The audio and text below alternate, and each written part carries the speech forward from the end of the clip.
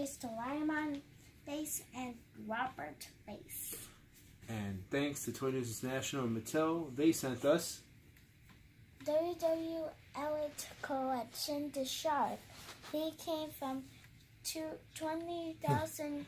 He came from 200,000 leagues from the bottom of the sea on a tidal wave from the South China Sea to the sands of Waikiki, a predator and a scavenger of the seven seas with the big taste of with destruction. the taste of destruction in his jaws. Jaws is the biggest man-eater alive.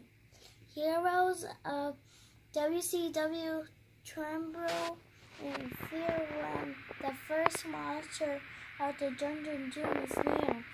Shark attack! Shark attack! Shark attack! Alright guys, front of package.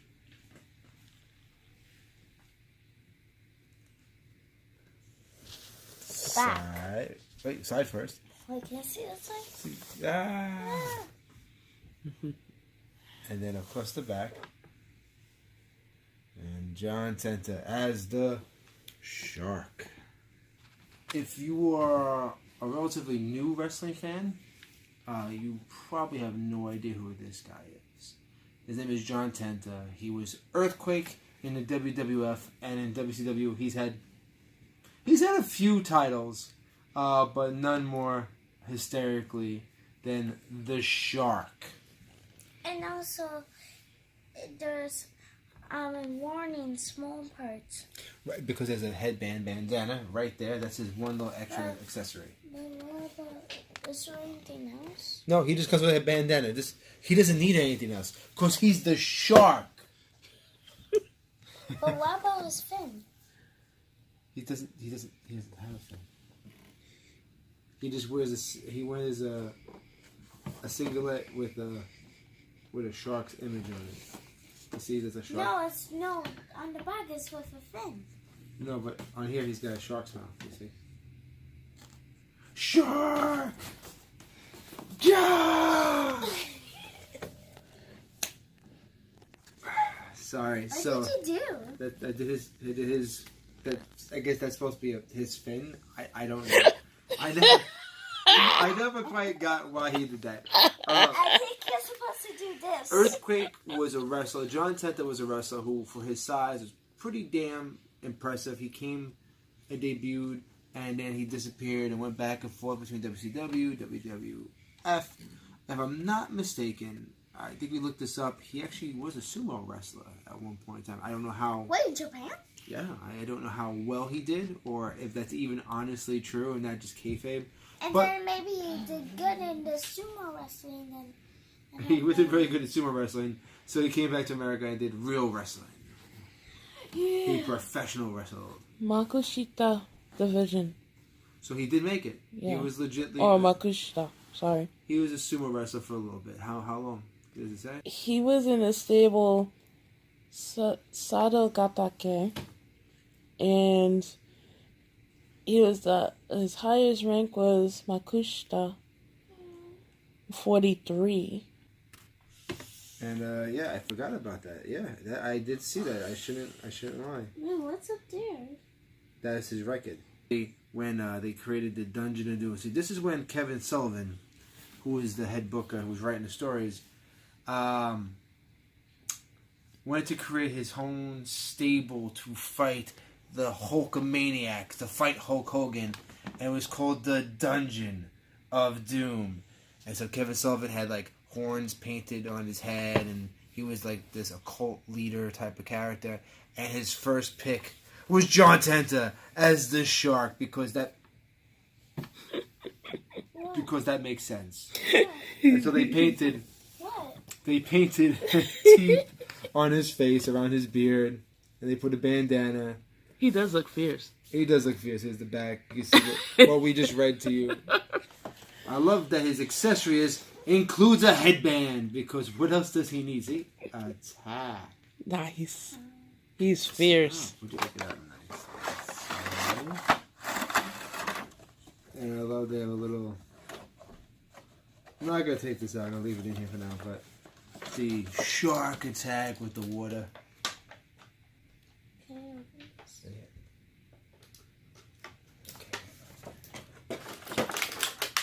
I got the smaller piece out. And there he is. Wait, we'll put the bandana on right. Sorry to laugh. Now, let's show off all his little features. Shark mouth. We got all The that. teeth painted on his cheeks just like But in the... then we got the tattoo on this right arm. Show his art tattoo on his And left we arm. have his Armband armband that says... that says shark attack. And it's and also it's black and also it's on the right. And he's got his blue boots. Was it ocean blue? and he has sharks on his pants. He has great articulation. These elite figures have, double knee joints, boot cut, ankle swivel, hip, thigh, ab crunch, waist, wrist, elbow, bicep, shoulder, and his head has a little bit of movement. There's a shoulder. Okay, now where's the right one?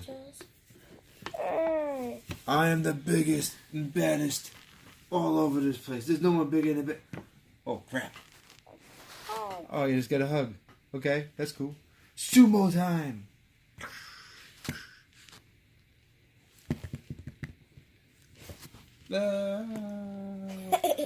I'm Shark. So,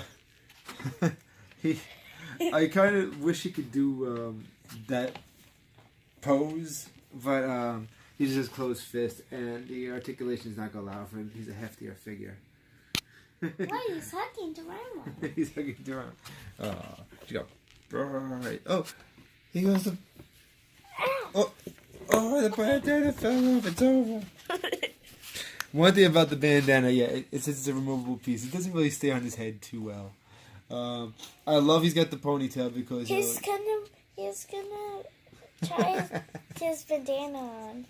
He's got the ponytail. I love the ponytail because he's completely bald on top. So you put a bandana on him. It's making more bald. Yeah, that does the thing. But it's an interesting, unique elite figure because honestly, who would ever thought they would make the Shark? I get Earthquake. I get that you would make Earthquake. Earthquake was a little more, I think, famous as a character. The natural disasters and the whole thing like that. But it's cool to have, and I kind of like the sculpt. It's a good sculpt.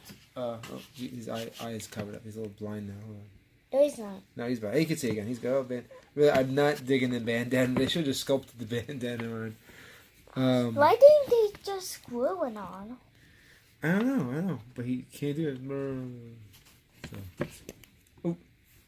For an elite figure, these guys are usually more like $20 range. Will kids pick up this figure? I don't know. You gotta know who the Shark is. If you have the WWE Network, you could watch the whole Dungeon of Doom thing, or just watch it on Botchamania. Honestly, it'd be easier. Just watch it on Botchamania. Good figure, well made, as all elite figures are. But it's the Shark.